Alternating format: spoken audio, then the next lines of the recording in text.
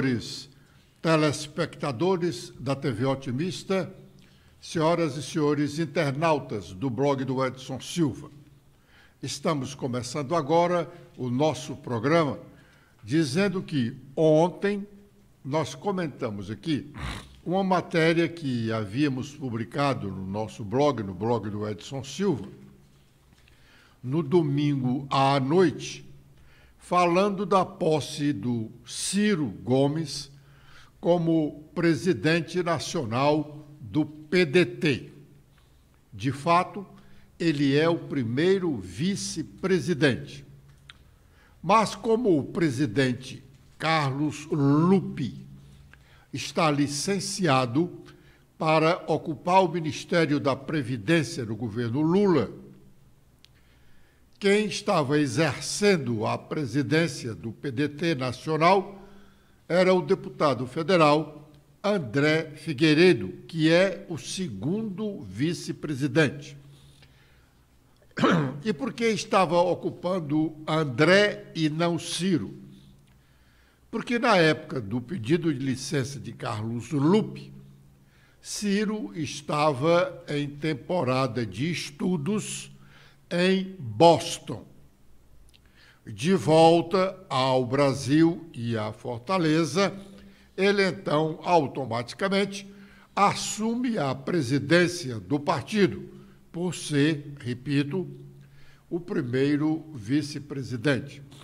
E na matéria nós dizíamos que com a posse dele na presidência, o senador Cid Gomes ia ser contido no seu ímpeto, no seu desejo de comandar o PDT cearense.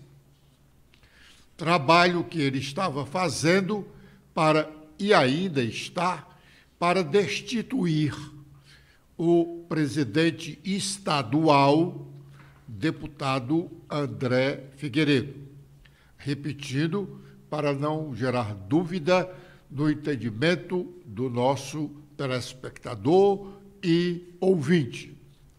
O André Figueiredo estava acumulando a presidência do Diretório Estadual com a presidência do Diretório Nacional, esta interinamente. Ele era presidente do Diretório Nacional interinamente. Pois bem, logo ontem, nós publicamos essa matéria no domingo à noite. Logo ontem, teve uma decisão da direção nacional do PDT relacionada aos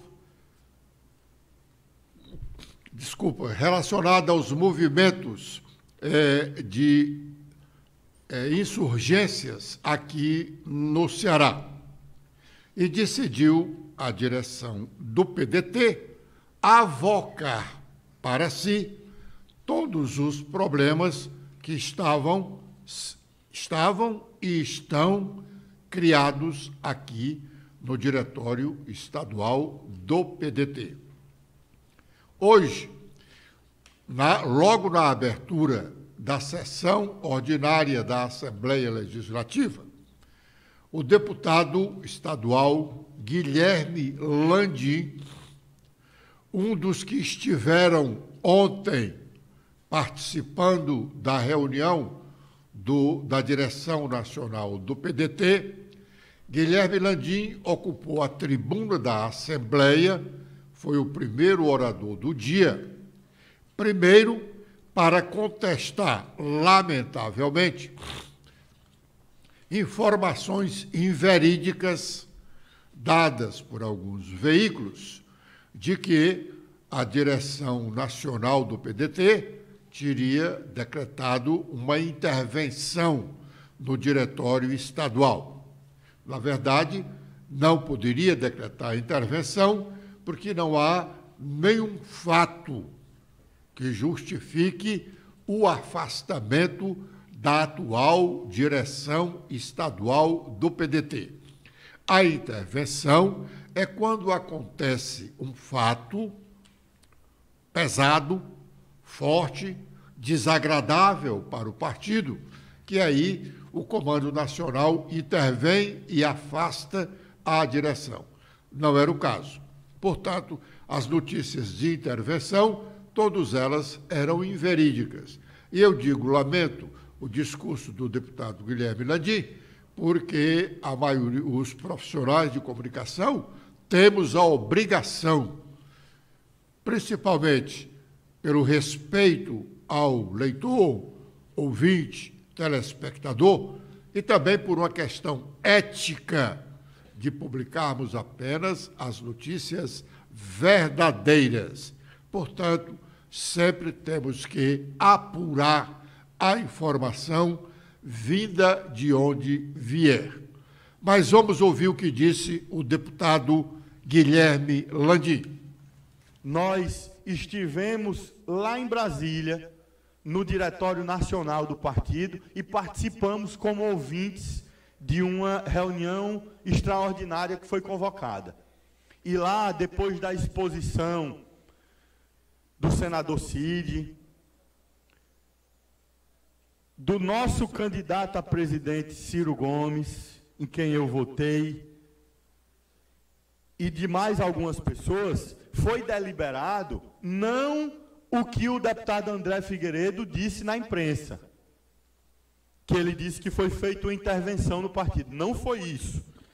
No título 5 de Ética e Disciplina Partidárias do Estatuto do PDT, capítulo 1, no item 2 dos princípios processuais, e eu quero ler aqui para vocês o que é que foi colocado em votação lá.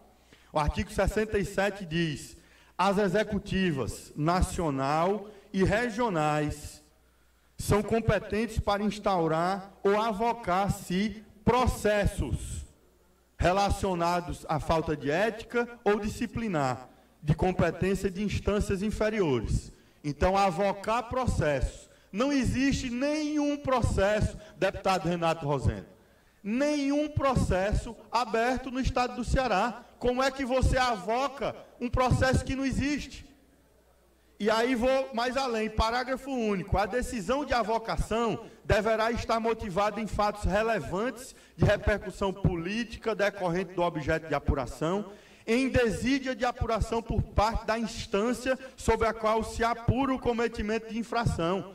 Não existe desídia de processo, porque não existe processo. Então, foi isso o que foi votado e aprovado lá no diretório ontem. Inclusive, com o alerta do senador Cid Gomes, dizendo que não existia o que se apurar. Ainda perguntou, vocês vão abrir um processo? Porque não existe processo no estado do Ceará. Então, o que eu quero colocar aqui com muita clareza para todos os filiados do PDT do estado do Ceará é que, sim, está mantida a convocação do diretório para sexta-feira. Bom, o pronunciamento do deputado Guilherme Landim relata realmente o que houve. O que houve foi uma decisão do Diretório Nacional de avocar para si essas questões. O deputado Guilherme Landim é médico. Por isso, a interpretação equivocada do artigo 67 do Estatuto Nacional do PDT. Vou repetir. O deputado é médico, por isso a leitura é equivocada. Ou está sendo levado a cometer esse equívoco.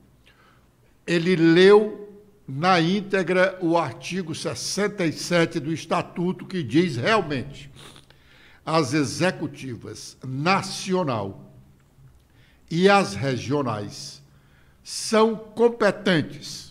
Atenção, telespectador, atenção, ouvinte. São competentes para instaurar ou avocar. tanto ela pode instaurar o processo disciplinar, como ela pode avocar o processo disciplinar já em curso em qualquer dos diretórios estaduais. É preciso lembrar ao deputado Guilherme Landim que, primeiro, o artigo 67 diz que as executivas nacional e as regionais são competentes para instaurar ou avocar os processos em curso. Então, o que fez a direção nacional? Avocou, porque vai instaurar um processo disciplinar contra alguns pedetistas cearenses, a partir do senador Cid Gomes e do presidente da Assembleia Legislativa cearense, porque entende a executiva que eles estão insuflando alguns filiados da agremiação a se rebelarem contra o diretório estadual do PDT. A direção do PDT, a direção nacional, avocou para si o poder de instaurar os procedimentos administrativos a partir do senador Cid Gomes e do presidente da Assembleia Legislativa cearense. Agora é o momento de fazermos o nosso primeiro intervalo e já estaremos de volta com a sequência do nosso programa.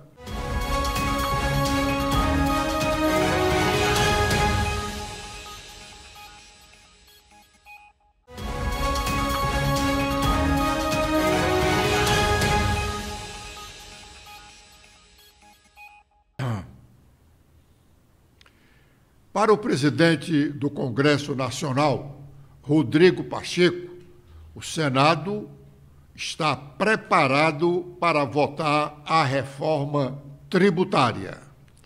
Stephanie. Olá, Edson. Olá, internautas do blog do Edson Silva. O calendário da reforma tributária está desenhado. A Câmara dos Deputados pode votar a proposta já nesta semana. E o Senado se prepara para se debruçar sobre ela no segundo semestre. O tema é uma das principais promessas na agenda política nacional há anos, encabeçando a pauta de todas as legislaturas do Congresso Nacional. Com a aprovação das duas casas, as mudanças no sistema de tributação do país poderão ser promulgadas neste ano. O presidente do Senado, Rodrigo Pacheco, fez menção a essa longa espera na semana passada, quando falou durante um evento da Confederação Nacional da Indústria. Pacheco disse contar com o bom senso dos parlamentares em relação ao momento de oportunidade para que o Congresso aprove o texto que tem em mãos. Eu confio muito na obviedade sobre a necessidade da reforma tributária. Não se há mais que argumentar que é preciso amadurecer um pouco mais. De tão madura, ela já está na hora de ser apanhada do pé. Pacheco elogiou também o trabalho feito pela Câmara até agora, através de um grupo de trabalho que consolidou as duas propostas existentes em uma peça única. Ele e o presidente da Câmara, Arthur Lira, se envolveram pessoalmente na articulação da reforma tributária desde o início do ano. Bom, o Arthur Lira, presidente da Câmara dos Deputados, quer mesmo votar a reforma naquela casa do Congresso Nacional até o próximo dia 15. Vamos ouvir o que ele disse. Nós não temos ainda a data, tanto é que nós chamamos sessão de hoje até sexta-feira. Nós precisamos primeiro ter um resultado do placar dos partidos, de como é que as bancadas estão. O fato de marcarmos essa semana intensa com a discussão do CARF, do projeto de lei do ensino de tempo integral, do arcabouço e da reforma, uma maneira de fazer com que essas pautas econômicas destravem de uma vez. Importante que as bancadas façam a discussão, os governadores estão vindo a Brasília e o fato de a mesa diretora ter tomado um posicionamento de que as comissões não funcionarão, nem as CPIs essa semana, é para que aquele espaço físico possa ficar à disposição das bancadas temáticas, das bancadas estaduais, com seus governadores e dos partidos, para que se construa sem nenhuma paixão os textos possíveis para a votação de uma matéria tão importante para o país. Eu espero, tão somente, e a responsabilidade nossa é de pautar, de propiciar o debate, de tentar costurar os acordos. Os votos, lógico, são inerentes a cada parlamentar, eu só espero que o clima continue como um projeto de interesse do país, não do interesse só do governo, para que esse assunto não vire nenhum tipo de batalha de governo e oposição. Não há nenhum tipo de paixão pelo texto, não é? Alguns governadores, como do Rio de Janeiro, de São Paulo, do Pará e outros, estão com um pleito de que os impostos que sejam tratados internamente em cada estado, eles façam essa arrecadação e a consequente repartição. Eu penso que o líder Aguinaldo está se debruçando sobre qualquer sugestão que vise a contribuir para um texto que vá no mesmo espírito de desburocratizar, de simplificar, de dar segurança jurídica. Não há problemas com relação a fazer mudanças que propiciem mais votos. Nós estamos tratando de um quórum muito específico, numa matéria muito delicada. Se fosse fácil, já estaria sido votada há muitos anos, né? Então, todo esforço é para isso. E nesse momento, ouvir os governadores é importante, ouvir setores é importante, fazer com que o texto chegue maduro para determinados setores com especificidade, para que ele já entre com o apoio necessário é importante. E vamos continuar a semana toda. Bom, mas as restrições ao projeto que está pronto para ser projeto de reforma tributária que está pronto para ser votado na Câmara, as restrições são muitas. A partir dos governadores, e não apenas os citados pelo deputado Arthur Lira, agora, como nós ouvimos. Além do governador de São Paulo, Tarcísio Vieira, que é o mais forte, temos agora também o do Rio Grande do Sul, Eduardo Leite, sem se falar na manifestação dos prefeitos. Hoje, Brasília recebe uma grande quantidade de prefeitos questionando também alguns pontos da reforma tributária. Todos, governadores e prefeitos, querem garantir mais recursos para as suas administrações, enquanto o mundo econômico fica preocupado com as mudanças que poderão surgir, pois até aqui o projeto agrada à maioria do mundo econômico. Mas vamos ouvir o que diz o governador do Rio Grande do Sul, Eduardo Leite. Como é que esse Conselho Federativo vai deliberar? Nós somos 26 estados no Distrito Federal. Se esse Conselho Federativo tiver uma votação por maioria simples, por exemplo, os estados do Norte e do Nordeste juntos já têm maioria. Então, duas regiões podem preponderar sobre outras regiões do Brasil. Não parece adequado, né? Parece abrir espaço para algum tipo de eventual deslealdade interregional, vamos dizer assim, num país que é um continente que tem as suas diferenças. Então, é razoável que a gente pense em algum tipo de quórum qualificado que exija, além da maioria a ser formada, que no mínimo tenha 50% de votos em cada região, sob pena de uma decisão não ser aprovada se não houver no mínimo 50% na região sul, ou na região sudeste, ou na região centro-oeste.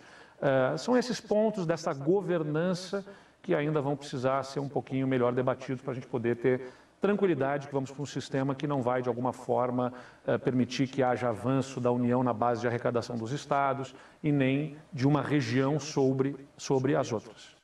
E não posso deixar de dizer, antes de falar do que tem alguma divergência, de que tem muita convergência. É importante ser dito isso, porque senão a gente sai falando aqui dos problemas, do que divide, e fica parecendo que está se jogando contra. Acho que há majoritariamente convergência e sentimento positivo de fazer uma reforma dessa magnitude para mudar o nosso sistema tributário e gerar ganhos de produtividade. Porque é o seguinte, imposto é sempre uma coisa antipática, ninguém gosta de pagar. Se tivesse imposto, fosse uma coisa simpática, não precisaria ser imposto, não iria se impor o recolhimento, né? Ia ser voluntário. Todo mundo ia passar alegremente para pagar alguma coisa ao Estado. Não é assim. Então, o mínimo que o Estado, o poder público tem que fazer é que seja simples, né? Não pode ser uma odisseia que está sempre com uma espada na cabeça se o empreendedor está pagando do jeito certo ou não, que dali na frente muda a interpretação, disputa entre estados e municípios por conta da tributação na origem, cada um faz um benefício de crédito presumido, de redução de base de cálculo, de uma alíquota diferenciada, que gera um sistema completamente anacrônico. Então, tem que avançar. Bom, como vai avançar para um sistema que a gente quer melhor lealdade, não ter essa disputa, essa guerra fiscal, a gente entende que vai ter que avançar para algo que tenha uma melhor sinergia. Aí vem a questão do Conselho Federativo e de um órgão arrecadador centralizado. Bom, parece, infelizmente, que o deputado Arthur Lira, presidente da Câmara, vai sair com uma certa frustração deste primeiro semestre legislativo.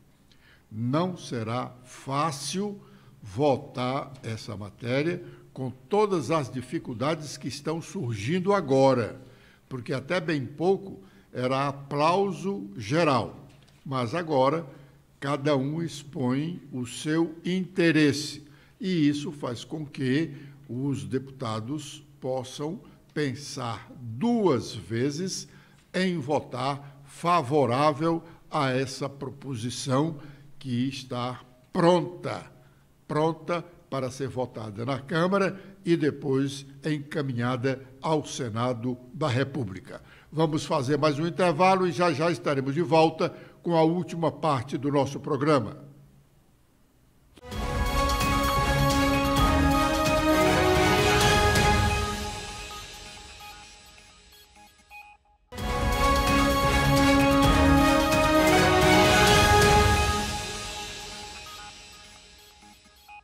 Agora é o momento de sabermos quais as nossas manchetes.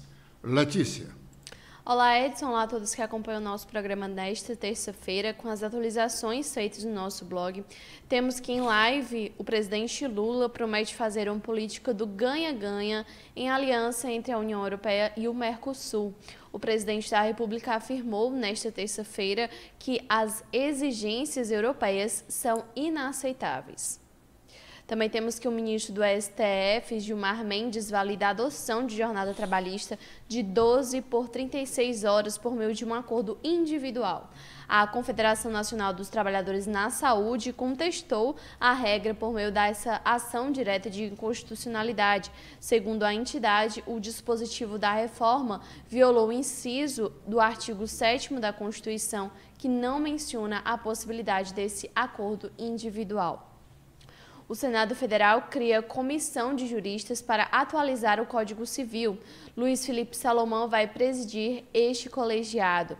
Entre os temas que serão debatidos estão o casamento homoafetivo, juros nas dívidas judiciais e contratos pela internet.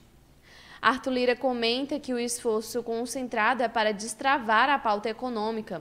Ele disse que as bancadas dos partidos vão se reunir ao longo desta semana com governadores e prefeitos para costurar um acordo para a votação da proposta. Segundo ele, não se trata do interesse do governo federal, e sim do país.